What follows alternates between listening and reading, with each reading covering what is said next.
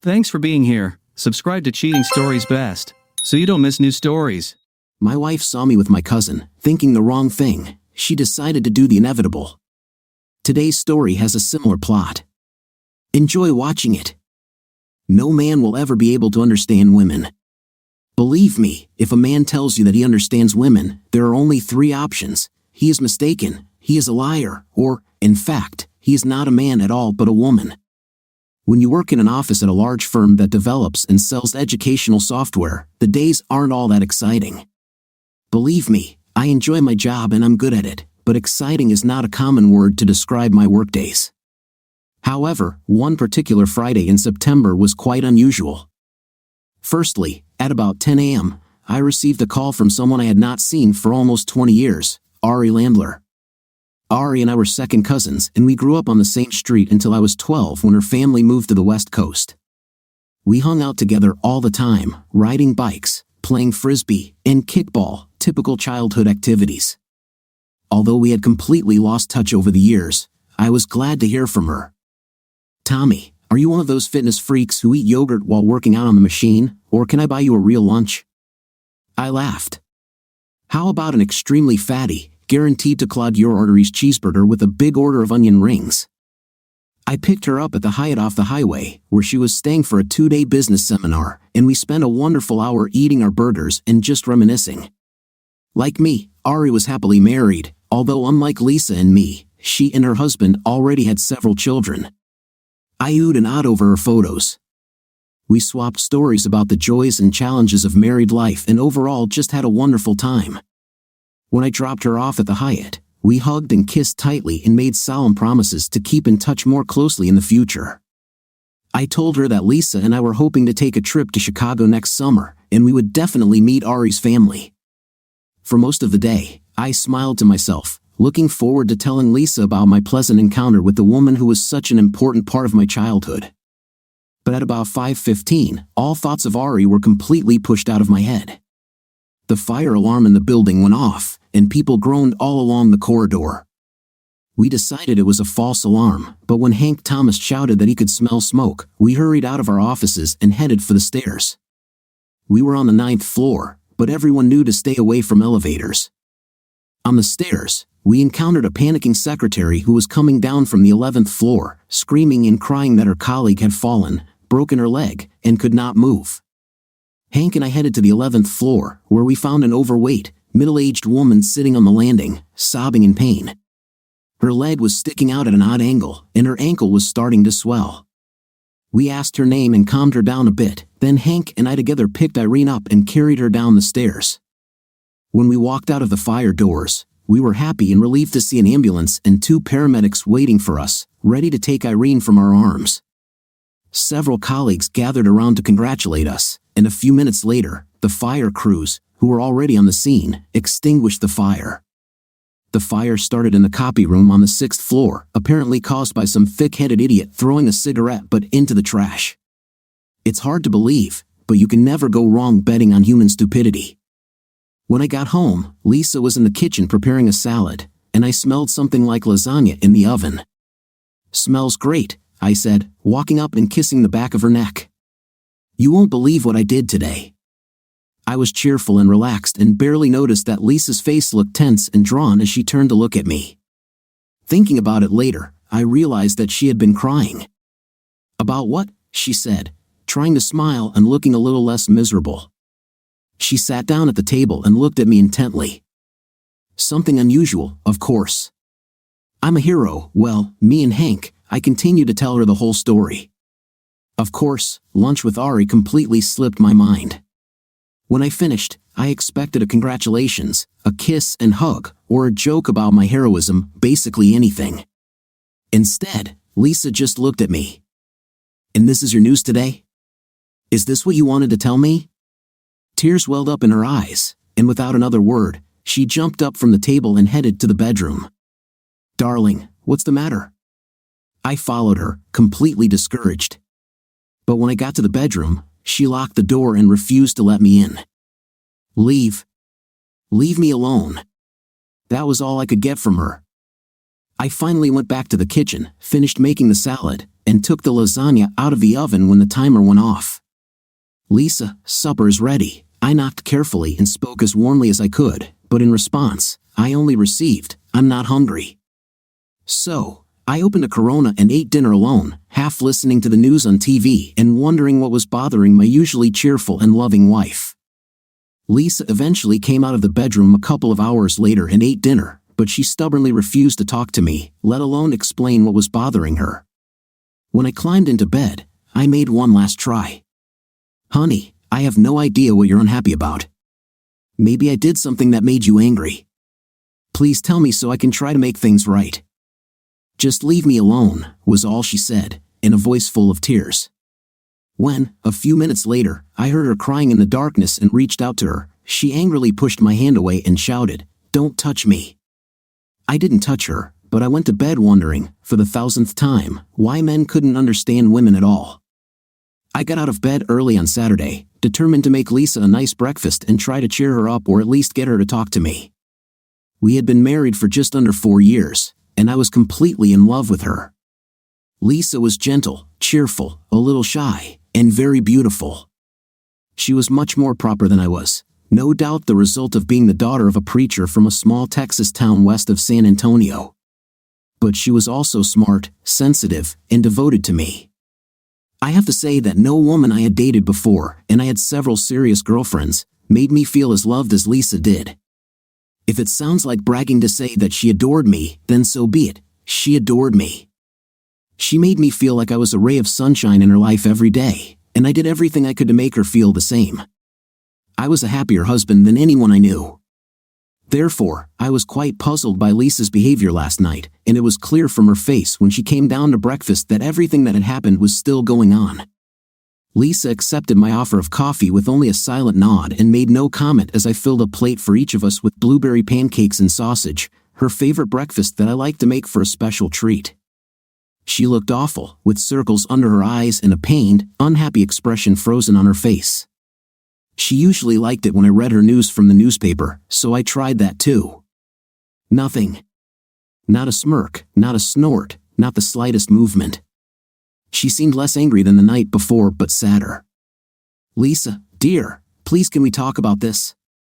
Won't you let me know what's bothering you?" She looked at me and shook her head. I almost heard the words, "If you don't know, you idiot, then I certainly won't tell you." Sighing, I stood up to get each of us more coffee. Then I tried again. I asked what was new at her work. Lisa was one of the managers of a specialized flower shop in the city. She was an absolute genius at arranging flowers, and her store did good business with local hotels and 2 nearby hospitals. "Nothing new," Lisa said. I asked if she had heard from her parents lately and wondered if they were coming for the summer. "I don't know." I looked through the newspaper until I found, on page 3 of the Metro section, a tiny piece about a fire in my office and read it to her. Jokingly, I said, "I can't believe Hank and I weren't mentioned. We saved that lady's life. They should give us the keys to the city." "Very funny," she said. More confused than ever, I was determined not to give up. I was racking my brain on how to entertain her. "Oh, I almost forgot," I said. "I was going to tell you about this last night, but then the whole fire thing pushed it out of my head. My cousin Ari Landler, remember, the one who grew up on my street, called me unexpectedly yesterday. She was in town for some conference at the Hyatt, and we had a great chat over lunch. She now lives in Chicago, is married, and has 2 little girls, ages 7 and 4, the cutest kids, judging by the photos." I looked at Lisa and stopped, amazed. Tears were streaming down her face, but she smiled radiantly. Before I could say another word, she came around the table, sat on my lap, put her arms around my neck, and began peppering my face with kisses. "Oh, Tommy, I love you so much," she said, pausing to look me straight in the eyes. Then she kissed me again, moving to the lips and completely capturing my attention. After a couple of minutes, she stood up, still looking at me, and took my hand. "I think I need something," she said and led me to the bedroom. In fact, when we got married, I learned that she didn't know much about night, and her introduction to things like intimate outside the bedroom was purely theoretical. Of course, our nightlife was pretty vanilla. I was still pretty happy with what I was getting, and that Saturday morning, it was vanilla, just hot vanilla. Lisa was all about me, kissing and touching, stroking my back, telling me how much she loved me. It was the sweetest lovemaking we've ever had. When it was over, we lay together, sweaty, dozing in each other's arms. It was only when she woke up sometime later and started kissing my neck that I decided to ask a question. Lisa, what just happened here? Why were you so upset last night and then suddenly so amorous? Not that I'm complaining, mind you, She shut me up with another lingering kiss and then leaned back, smiling, looking in love and embarrassed. Promise me you won't laugh at me, okay, Tommy? I nodded, and she said, yesterday, I made a delivery to the Hyatt around lunchtime. They ordered 6 large arrangements for a wedding, which was to take place in the afternoon. It was quite an elaborate affair. None of this matters anyway. I had just pulled up and parked the van when I looked towards the entrance, and there you were in the arms of this beautiful brunette. You hugged her for a long time and then kissed her deeply. Then you two talked and laughed for another minute, then you kissed her again, and she went back to the hotel while you got in your car and drove away. I couldn't believe it. I mean, I love you so much, and I thought we were both so happy, and here you are cheating on me with some bimbo. I started crying and it took me almost 20 minutes to pull myself together. Finally, I managed to take the flowers to the hotel, then I returned to the store and said that I needed to leave early. I returned home and cried all day. By this point, I certainly knew what was going on. I held her hand and looked at Lisa lovingly as she continued, I didn't know what to do. I love you so much, but how could I stay with you if you were having an affair? When you came home and said that something special had happened that day, for a split second I thought, thank God, I'm wrong. It's not what I thought. But then you told me about you and Hank in the fire, and I thought you were just making a big deal out of nothing. And this morning, she paused, looking around a little, when you prepared such a delicious breakfast and tried so hard to cheer me up, I thought, well, he still wants to be married to me, otherwise, why would he be so nice? But I knew I couldn't let you see that other woman. And then you told me that she's your cousin, the one you told me so much about, and I felt so happy and like the biggest fool at the same time. Lisa broke off, and there were tears in her eyes again. I consoled her, and we laughed together, and then we made love again, sweetly, and I felt very, very happy. Sounds great, right? A little marital misunderstanding with a happy ending and great makeup night. Nothing to worry about. In fact, a happy memory that Lisa can joke and tease about for years to come. So why, 5 months later, am I sitting in a rented Ford Taurus parked across the street from Lisa's store, trying to find out what she's doing today? How the hell did we get from there to here? As I said, I could not imagine my wife treating me better than Lisa did, so I was hardly a suspicious husband. But about a month after that little mix-up with Ari, things started to happen. Good things, at least at first. To put it bluntly, my life began to improve, and this was not my merit but Lisa's. We went out to dinner one Saturday night, and when we were ready for dessert, Lisa said she wanted to eat it at home. I have a surprise for you, she said quietly, smiling at me. When we got home, she told me to sit in the living room for a few minutes and watch the game or something until she got back. It sounded mysterious but promising. I watched about 1 inning of the Reds losing 8 runs to the Cubs before Lisa came into the room with a tray. What a spectacle. On the tray was some kind of fruit cake, as well as a bottle of champagne and 2 cut glasses. But I hardly paid any attention to it because Lisa looked wonderful. Do you like it? She asked. My jaw dropped, and I just stared at her. Lisa blushed and even trembled a little as if she was trying with all her might to resist the urge to cover herself with her hands. After a moment, I had recovered enough to say, damn right, I like it. This pie looks amazing. Lisa made a mockingly angry face, but I said, and you don't look too bad either, baby. Turn around and let me see the full effect. Her efforts had always been a little half-hearted, but I still enjoyed them. She giggled. Oh, one of the girls at work was talking about the special things she does for her boyfriend, but I won't tell you exactly. I don't want you to run after her. I kissed her. Nothing to worry about, but tell her thank you for me, okay? Soon after that, we had intim. I asked her to leave them on. It was the hottest night of our lives, and I made sure to thank her both that night as we fell asleep and the next morning over a nice, relaxing breakfast. She blushed and said, "I'm just trying to make my man happy." Again, that's the problem, right? A wife in nicely lingerie, a hot night, and the problem? What? That's certainly how I felt at the time, but things continued to happen. About 2 weeks after the champagne games, Lisa surprised me in the shower. I had spent most of Sunday working in the yard and was tired and sweaty. My hair was full of shampoo, my eyes were closed, and I felt a momentary draft. Then my wife hugged me from behind, pressed her beautiful breasts against me, and kissed my neck. "Is it okay if I help?" she asked. Needless to say, I didn't really think about the answer. No, I'd rather shower alone, was certainly not on my mind. We hugged and kissed, soaped each other, played, and giggled. Again, do you think I answered, "No, thanks"?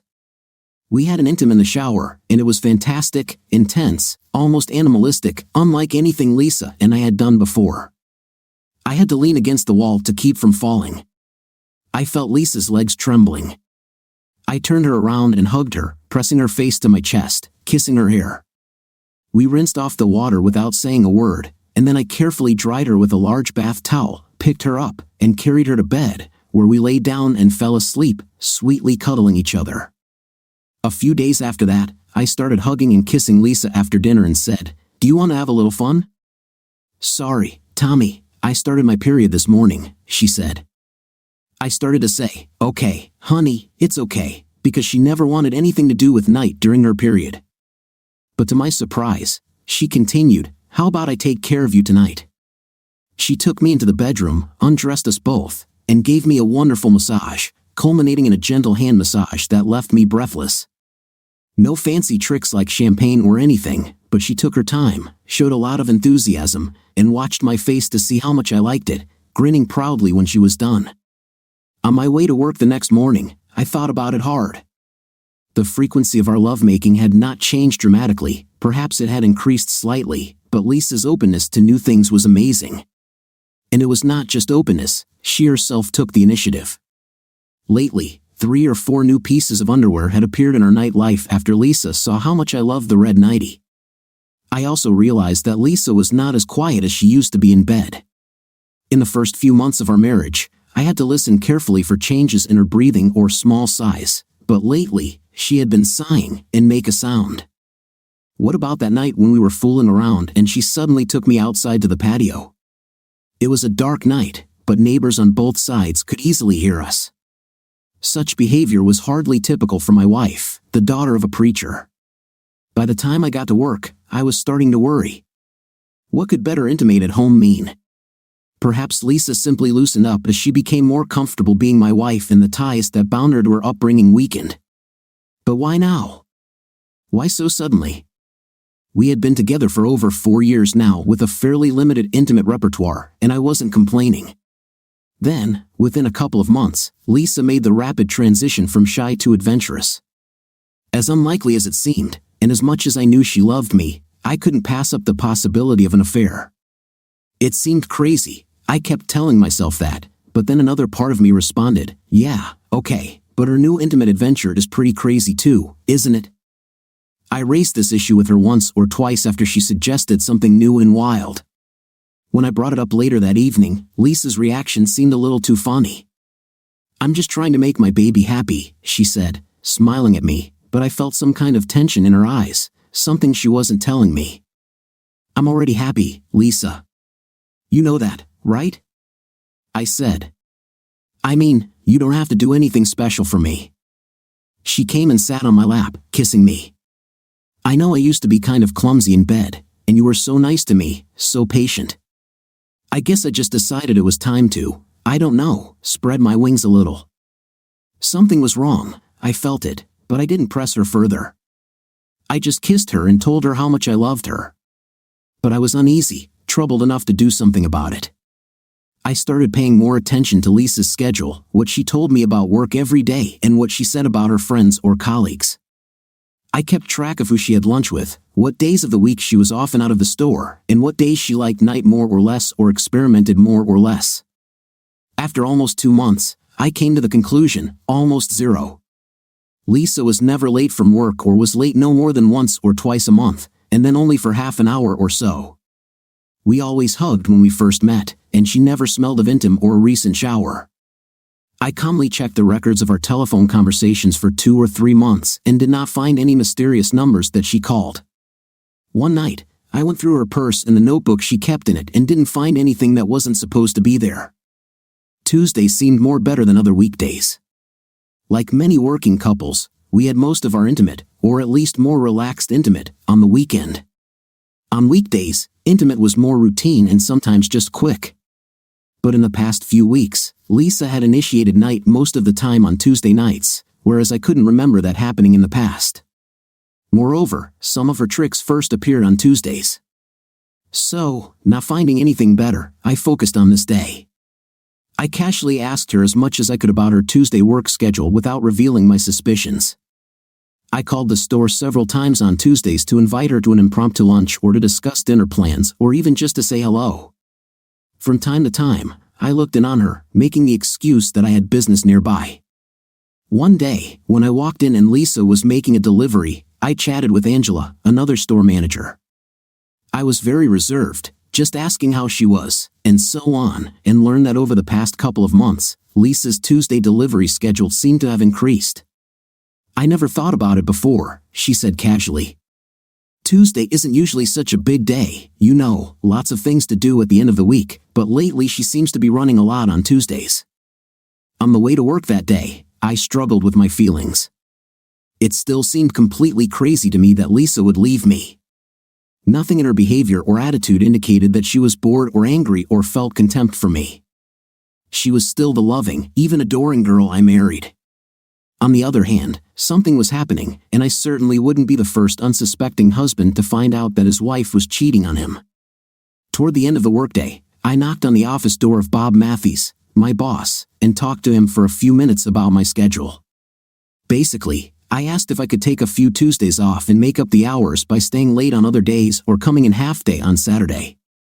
I explained that I was remodeling the kitchen, and it was difficult to do on the weekends when Lisa was home, much easier during the week when I was alone. I didn't want to insist and ask for the whole day off, but I was a valuable employee, and Bob accepted my request without hesitation. I decided that I would keep an eye on Lisa in the mornings and afternoons until I figured out what she was up to, if anything.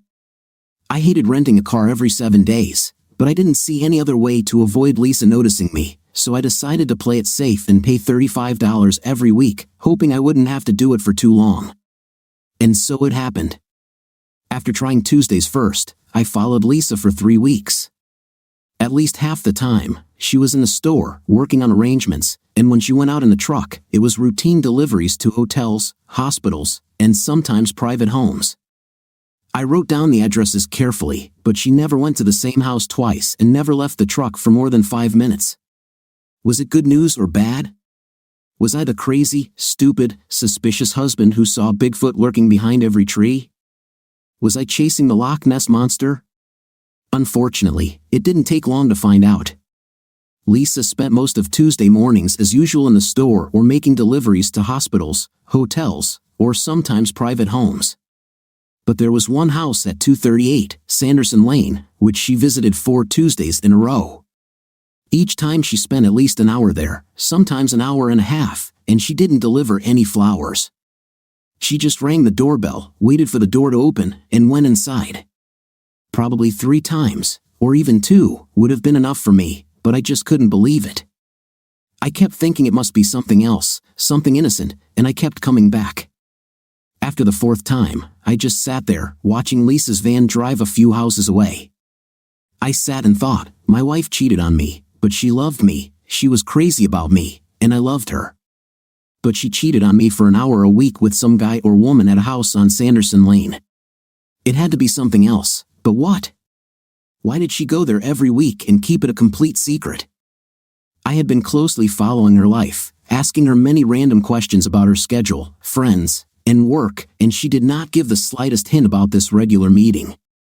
Various options ran through my head: aerobics classes, dance lessons, meeting with an old acquaintance. Hell, maybe she was sewing a blanket as a surprise for my birthday. Was she being blackmailed for night? Visiting the child she gave up for adoption at 16? Or the long-lost sister she never knew about?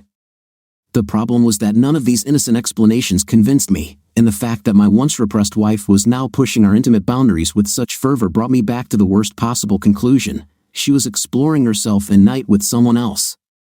Out of guilt or a desire to make amends, she brought home all the new tricks that her lover taught her and taught them to me. How do you think I felt about this? At the very least, it made me look at all our fun in a different, much more humiliating light. I realized that I had been sitting there for more than an hour after Lisa left, lost in my gloomy thoughts.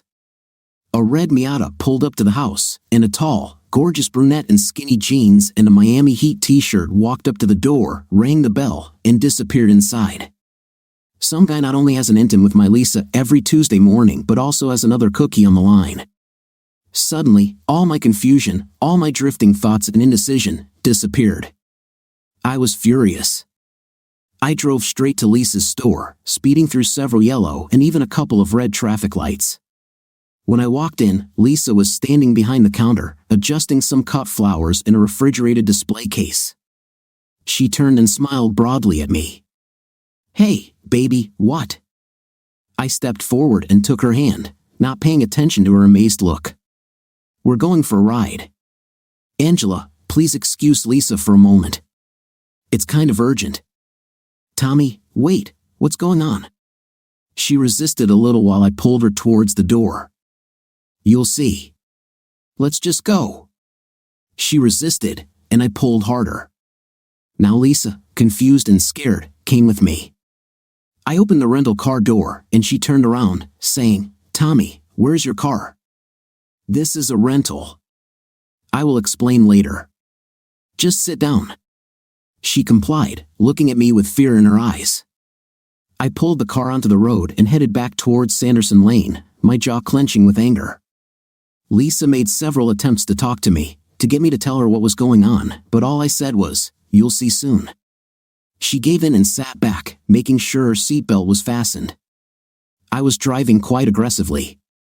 It wasn't until I turned onto Sanderson Lane that she looked at me and tried again. "Oh, now you know where we're going, right? I think you've driven down this street often enough." She started whimpering. "Baby, I'm sorry. I know I should have told you. It was just..." "What?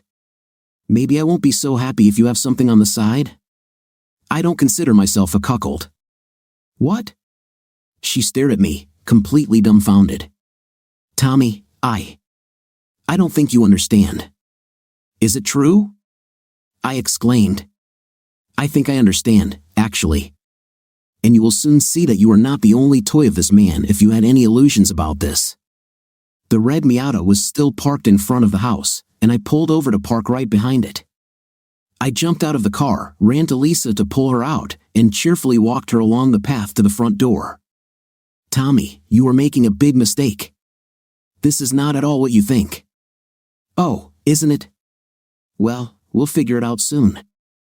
I rang the doorbell, waited 5 seconds, and rang again. I did this 7 times, burning with rage and impatience, before the door opened and an attractive Latina woman in her 30s looked at me curiously. I saw the tall brunette girl from the Miata standing slightly behind her. They were both fully dressed. "Yes, what are you?" "Lisa, hello, honey, is this your husband?" She smiled at me warmly, not at all apologetic or embarrassed. She then turned back to the brunette and said, "See you next week, okay, Monica?" "Of course, Ava." The brunette quickly kissed Ava on the cheek and, throwing a wary glance at me, walked past us, went down the path, and returned to her Miata. "Well," said Ava, turning to me with a smile, "I'm Eva Canella, and you must be Tommy. I've heard so much about you from Lisa. How can I help you?" I was shocked. I'd thought through several possible scenarios in my head, but I hadn't come up with this one yet. Next to me, Lisa giggled slightly, her face a mixture of amusement and fear. "Perhaps I made a mistake," I said hesitantly. "I got the impression that you and Lisa..." I stopped, confused. Ava said, "Why don't you both come in and sit down?" She led us into a room in the back, sat us down, and disappeared without a word, returning almost instantly with glasses of water for each of us. Then she gracefully sat down on the chair opposite us, smiled at me, and said, "Lisa, it seems you haven't told your husband yet." My fists clenched, and Lisa hesitantly took my hand. "Baby, I'm so sorry. I know I shouldn't have kept Eva a secret from you, but I was embarrassed, you know." I jumped up, fighting the urge to scream. Having difficulty controlling myself, I exclaimed, "Lisa, what is happening here? What exactly were you and this woman doing in this house every Tuesday morning?" Lisa silently looked at the floor, but before I could yell at her, "Run out of the house," or think about what else I should do, Eva said, "I gave your wife night lessons." As they say in the theater, there was a long silence. Now, you may think that I am the stupidest husband in the world. You probably saw it coming a mile away, but there were many reasons why it hadn't occurred to me, the first being that Lisa, the strict daughter of two extremely strict and religious parents, could no more go and sign up for an intimate lessons than she could get a part-time job as a stripper. It was, as they say, unimaginable. So I sat there frozen in place until Lisa finally raised her face to look at me and said in a quiet voice, "It's true, honey. I just wanted to make you happy." When we returned home, after the conversation with Eva ended, she made it clear that the lessons were only in conversation. When I apologized, she forgave me with a laugh and wished us good luck. We silently returned to the car rental office and then home in my car without saying a word. I walked into the living room, stopping only to open 2 bottles of beer from the refrigerator, sat Lisa down opposite me, and said, "Fine, talk to me." Lisa blushed and said, "I'm so sorry, Tommy. I've never kept secrets from you, and I hated keeping the secret, but I was so ashamed." I waited. She said, "Remember when you met your cousin Ari, and I saw you together and took it the wrong way and got so upset?" I nodded, and she continued, "After that, I couldn't stop thinking about it, about how upset I was when I thought you cheated on me. I mean, I would just die if I lost you, if someone took you from me. And I realized that." She stood up and snuggled up next to me on the couch, hugging me and resting her head on my chest. I think it was difficult for her to look at me, that I wasn't the wildest, most exciting lover in the world. I was so depressed. Everything made me blush or feel embarrassed, and I didn't want you to be bored with me. So I went online and looked for night therapists and counselors and found Eva. I can show you her website if you want. She has an MSW degree and specializes in intimate issues. I called and talked to her for a long time, and she seemed so nice, so patient and understanding. So I started going to her once a week, and it was, I don't know, kind of a mixture of therapy and how-to lessons. We talked about my upbringing, of course, and the things I did that I didn't feel comfortable with, and after about a month, we started talking about things I could do. I mean nicely things, like having champagne in my mouth while I pleased you, or pretty lingerie, poses, and stuff.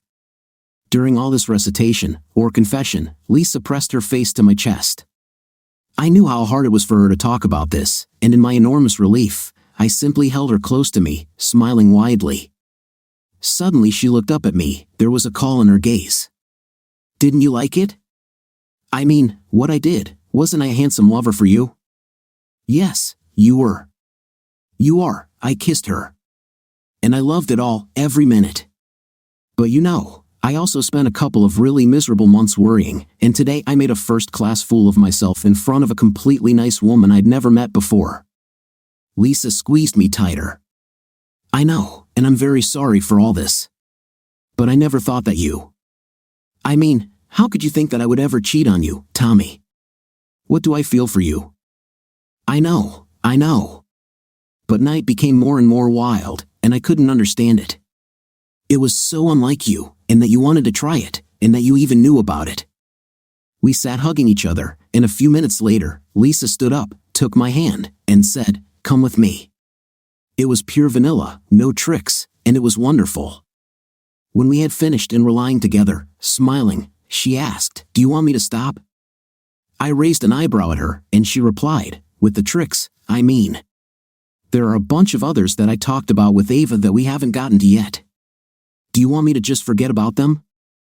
I pulled her towards me again and kissed her for a long time. Then I said, "No, I don't think you need to do that. How about we start alternating our tricks? I have a couple of things I'd like us to try, and we can mix them with your ideas. Okay? Sounds good, she said, but no other people, okay? She looked at me seriously, and I answered, no other people, ever. Fine, she said and snuggled closer to me. What do you think of our story today? I found the story homey and sweet, unlike the previous stories. What do you think? Write in the comments. See you in the comments.